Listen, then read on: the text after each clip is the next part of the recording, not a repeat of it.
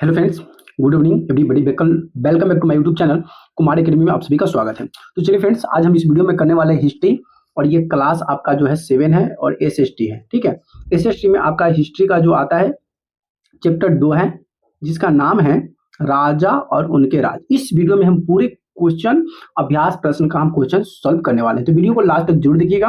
अगर अभी तक चैनल को सब्सक्राइब नहीं की तो प्लीज चैनल को सब्सक्राइब जरूर कर लीजिएगा, बेल आइकन को दबा दीजिएगा ताकि हमारे जितने भी नए वीडियो आप तक पहुंचता रहे। तो चलिए यहाँ से वीडियो को स्टार्ट करते हैं और यहाँ से सभी प्रश्नों का सॉल्व जो है सॉल्यूशन हम करेंगे। ठीक है, चलिए सबसे पहला जो आता है 1 नंबर आपका मिलान करने वाला है। क्या है? मिलान करने वाला। ठीक है, जिसमें यहाँ पे बोला है कि जोड़ा बनाए यानी कि मिलान करे। ठीक है, पहला है गुज्जर प्रतिहार। गुज्जर प्रतिहार कहाँ पे आपको देखने को मिलता है? तो गुज्जर प्रतिहार आपको गुजरात और राजस्थान में गुज्जर प्रतिहार देखने को मिलता है। उसी तरह से एक आता है राष्ट्रकूट, जिसको पश्चिमी दक्षिण पठार पर पाया जाता है। पाज होता है बंगाल में पाया जाता है। चोल जो होता है तमिलनाडु में पाया जाता है। ठीक है, अगला दूसरा क्वेश्चन है कि त्रिपक्षीय संघ में लगे तीनों पक्ष कौन कौन से थे? त्रिपक्षीय संघर्ष में जो लगा हुआ था, ये संघर्ष में लगे तीनों पक्ष कौन कौन से थे? तो हम बात करेंगे, इसमें 3 पक्ष थे। पहला था गुर्जर प्रतिहार, दूसरा था राष्ट्रकूट और तीसरा था पाद। ये सभी तीनों जो प्रकार हैं ये त्रिपक्षीय संघर्ष के पक्ष में आते हैं। ठीक है, तो ये आंसर हो जाएगा। क्वेश्चन नंबर तीसरा क्या कहता है कि चोल साम्राज्य में सभा की किसी समिति का सदस्य बनने के लिए आवश्यक शर्त क्या थी? मतलब चोल साम्राज्य में सभा के किसी समिति का अगर सदस्य बनना है तो सदस्य बनने के लिए क्या क्या शर्तें रखी गई हैं? जिसे किसी को जॉब करना है तो जॉब में शर्त है कि ये जॉब करने के लिए ये चीज चाहिए, वो जॉब करना है तो ये चीज चाहिए, डॉक्यूमेंट, ये सब चीज जरूरी हो जाता है। उसी तरह से चोल साम्राज्य में सभा में अगर सदस्य बनना चाहते हैं तो इसमें बहुत सारे शर्तें थी। पहला शर्त था कि चोल साम्राज्य में सभा की किसी समिति का सदस्य बनने में निम्न शर्तें थी। पहला था कि सभा के सदस्य में इच्छुक लोगों की ऐसी भूमि की स्वामी होना चाहिए जहां से भू राजस्व वसूला जाता हो। मतलब ऐसे वह क्षेत्र में क्या हो, स्वामित्व हो, स्वामी होना चाहिए। जहां के क्षेत्र से वहां पे भूमि वसूला जाता हो, टैक्स लेता हो, उसका वो स्वामी हो, तभी वो क्या बन सकता है? समिति बन जाएगा चोल साम्राज्य का सभा का सदस्य। पहला शर्त। दूसरा शर्त था कि उनके पास अपना घर होना चाहिए। भाई अपना घर होगा तो फिर भी जाके बनेगा चोल साम्राज्य का क्या बन जाएगा? सभा का समिति बनेगा। तीसरा, उनकी उम्र कम से कम 35 से 70 वर्ष के बीच होनी चाहिए। चौथा, उन्हें वेदों का ज्ञान होना चाहिए। पांचवा, ईमानदार होना चाहिए। अगर सभापति बना दिया जाए, ईमानदार ही नहीं रहे तो सब चोर क्या करेगा? बेच उच के खा जाएगा, बेईमानी कर लेगा, इसलिए ईमानदार भी होना चाहिए। उन्हें प्रशासनिक मामलों में अच्छी जानकारी भी होनी चाहिए। अगर मान लेते हैं कि आपको किसी समिति का सदस्य बनाया जा रहा है चोल साम्राज्य में, तो उस समिति के बारे में आपको अच्छी खासी जानकारी होनी चाहिए। ठीक है, चलिए क्वेश्चन नंबर चौथा है कि चहमानों के नियंत्रण में आने वाले 2 प्रमुख नगर कौन है?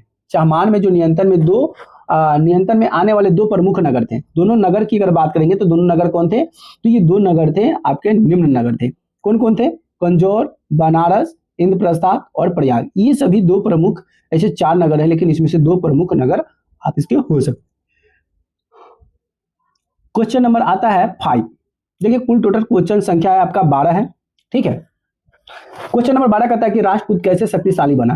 राष्ट्रकूट कैसे शक्तिशाली बना? कहता है कि राष्ट्रकूट शुरू में कर्नाटक के चालुक्य राजाओं के अधीन थे। 8वीं सदी के मध्य में एक राष्ट्रकूट शासक दंतीदुर्ग के चालुक्यों की अधीनता से इनकार कर दिया।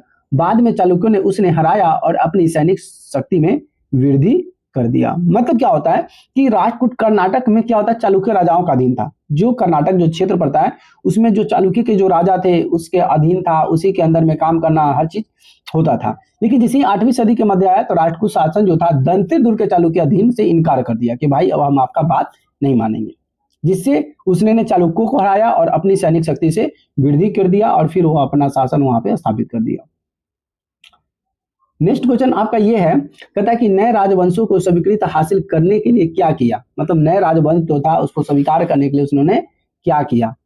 तो इन्होंने निम्नलिखित कार्य किए। पहला, राजा लोग नए राज्यों को अपनाना महत्व या सामंत रूप में मान्यता देते थे। दूसरा, अधिक सत्ता और संप्रदा हासिल करने पर सामंत अपने आप को महासंत, महामंडलेश्वर इत्यादि घोषित कर देते थे। उसके बाद तीसरा है कभी कभी वे अपने स्वामी के अधिपत्य को स्वतंत्र हो जाने का दावा भी करते थे। तीसरा है उद्यमी परिवार के पुरुषों ने अपनी राजशाही कायम करने के लिए सैन्य कौशल का इस्तेमाल भी किया। जो कि उद्यमी परिवार है, अच्छे खासे परिवार है, उन्होंने क्या किया, अपना राजशाही जो है सत्ता बचाने के लिए, कायम रखने के लिए उन्होंने सैन्य कौशल का भी खूब बढ़ा चढ़ाकर भाग लिया, यानी कि खूब अपना अधिकार जमाया।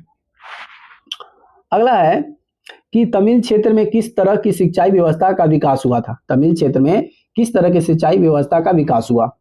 सिंचाई की अगर बात करेंगे तो तमिल क्षेत्र में सिंचाई व्यवस्था का विकास विभिन्न प्रकार से हुआ। पहला था प्राकृतिक झीलों से सिंचाई की व्यवस्था की गई। प्राकृतिक जो झील था, इस झील के माध्यम से सिंचाई की व्यवस्था की गई। उसके बाद दूसरा है कि अनेक नहरों का निर्माण किया गया, कई तालाबें और हौज को निर्मित किया गया, अनेक क्षेत्रों में नए कुएं खुदवाए गए। इस तरह से तमिल क्षेत्र का सिंचाई की व्यवस्था बनना शुरू हो गया। ठीक है, चलिए नेक्स्ट क्वेश्चन आपके सामने ये रहा, क्वेश्चन नंबर 8। करा कि चोल मंदिर के साथ कौन कौन सी गतिविधियां जुड़ी हुई थी। चोल मंदिर के साथ निम्नलिखित गतिविधियां थी। चोल जो मंदिर जो उस समय बनाया गया था, उस मंदिर को बनाने की तरफ क्या क्या जो विधियां है, ये सब आपको देखने को मिलता है। तो पहला अगर हम बात करेंगे तो चोल मंदिर में अक्सर अपने आसपास विकसित होने वाली बस्तियां के केंद्र बन गया। अब जैसे कि कोई मंदिर बनता है तो मंदिर के अगल बगल क्या होता है, लोग सब घर बनाना शुरू कर देते हैं, कोई दुकान दौरी जो होता है लगाना शुरू कर देते हैं। तो चोल मंदिर जब अक्सर बना तो उसके आसपास विकसित होने वाली बस्तियां, मतलब उसके अगल बगल घर द्वार बनना शुरू हो गया और वहां के एक मुख्य केंद्र बन गया। ये शिल्प उत्पादन का केंद्र थे। ये मंदिर शासक और अन्य लोगों द्वारा दी गई भूमि से भी संपन्न हो गया था। मतलब कोई भूमि है, भगवान का मंदिर बनाना है, तो लोग सब क्या करते हैं, उसकी मतलब उसको बनाने के लिए भूमि दान में देते हैं कि हाँ ये मेरा भूमि है, आप इस भूमि को भूमि आप देव भूमि के नाम पर दान पर इसको बनाइए। मतलब लोग उसे संपन्न हो गए। मंदिर के लिए काम करने वाले पुरोहित, कलाकार, बावर्ची, मेहतर, संगीतकार, नर्तक इत्यादि प्रमुख थे। अब मंदिर के लिए काम करने वाले, जैसे कि मंदिर है तो मंदिर में साफ सुथराई का, माला का अलग काम हो गया, माला बनाने वाला, गीत गाने वाला हो गया, गीत डांस करने वाला हो गया, मिठाई बनाने वाला हो गया। तो ये सभी कलाकार जो था अलग अलग उसमें प्रमुख थे। मंदिर सिर्फ पूजा आराधना का केंद्र ही नहीं था, बल्कि आर्थिक, सामाजिक और सांस्कृतिक जीवन के भी केंद्र था। मंदिर में देखा जाए तो मंदिर में सिर्फ पूजा नहीं होता था, उसके अलावा उसमें सामाजिक, सांस्कृतिक जीवन का केंद्र था। मंदिर में बैठकर समाज के प्रति क्या संभावना है, समाज में क्या चीज की कमी है, क्या चाहिए, इस चीज का डिस्कशन भी जो था आपका ये मंदिर में होता था। ठीक है, नेक्स्ट क्वेश्चन आपके सामने ये रहा। नेक्स्ट क्वेश्चन कहता है कि मानचित्र 1 को दोबारा देखिए। मतलब आप जब बुक पढ़िएगा तो इसमें आपको क्वेश्चन भी होगा और मानचित्र पीछे दिया हो रहेगा। दोबारा देखिए, तलाश करें कि किस प्रांत में आप रहते हैं और उसमें कोई पुरानी राजशाही राजाओं का राज्य भी है या नहीं है। मतलब आप जब देखिएगा तो उसमें आपको समझ में आएगा। इसमें कहा कि ज्ञात होता है कि इस राज्य में हम रहते हैं, यहाँ इंद्रप्रस्थ नामक राजधानी स्थापित की गई थी। उस समय क्या था, जगह को इंद्रप्रस्थ नामक एक राजधानी स्थापित किया था, जिसे हम दिल्ली के नाम से जाना जाता है। जिसे कि पहले इंद्रप्रस्थ जगह हुआ करता था, जिस समय अंग्रेजों, मुगलों, इस सब का शासन पहले से था। तो जाकर वहां पे इंद्रप्रस्थ था, बाद में वो उसका नाम क्या पड़ गया, दिल्ली पड़ गया। इस अतिरिक्त अन्य राजशाही के वर्तमान प्रांत का नाम इस प्रकार से है। अब जैसे कि देख लीजिए क्या क्या है प्रांत का नाम, जैसे कि राजशाही इधर है और वर्तमान प्रांत का नाम, जैसे कि गुर्जर प्रतिहार अभी वर्तमान में कहा है, गुजरात, पश्चिम मध्य प्रदेश में है। पाल वंश जो कि बंगाल और बिहार में देखने को मिलेगा। उत्कल उड़ीसा में मिलेगा। पूर्वी चालुक आपको आंध्र प्रदेश में। राष्ट्रकूट मिलेगा आपको महाराष्ट्र और कर्नाटक में। चोल मिलेगा आपको तमिलनाडु में। चेर मिलेगा केरल और पांडे मिलेगा दक्षिण तमिल मिलेगा। ठीक है, तो ये सभी जो राजशाही परिवार है या वर्तमान में इसका जो नाम है, ये सभी अलग अलग विकसित हो चुके हैं, अलग अलग दिशा में चलते काम करते हैं। ठीक है, अगला है कि जिस तरह के पंचायती चुनाव हम आज देखते हैं, उसी उत्तर मेरू के चुनाव किस प्रकार से अलग है। कहता है कि अभी के समय में जो पंचायत का चुनाव हम आज देखते हैं, उनमें और उत्तर मेरू के चुनाव किस प्रकार से अलग है। बताइए इसमें दोनों में डिफरेंट क्या है। तो वर्तमान समय में पंचायत चुनाव के उत्तर मेरू रेखा में अंत वर्तमान पंचायती चुनाव में देखा गया है। जैसे कि पहला है सार्वभौमिक वैक्स मताधिकार द्वारा चुनाव। अब सबको क्या है कि वोट डालने का अधिकार है, बूढ़े हो, व्यक्ति हो, कोई भी हो, सबको अधिकार द्वारा चुनना है। तो ये पहला अधिकार था। दूसरा है कि मतदाता अपने पसंद के उम्मीदवार के मत देता है, क्या करता है, इसका अपना मत देता है। 2 ऑप्शन है। तो पहला है कि लॉटरी पद्धति द्वारा विभिन्न समितियों का सदस्य चुने जाते हैं, और है चुनाव पूर्ण रूप से प्रत्याशी भाग में निर्भर करता है।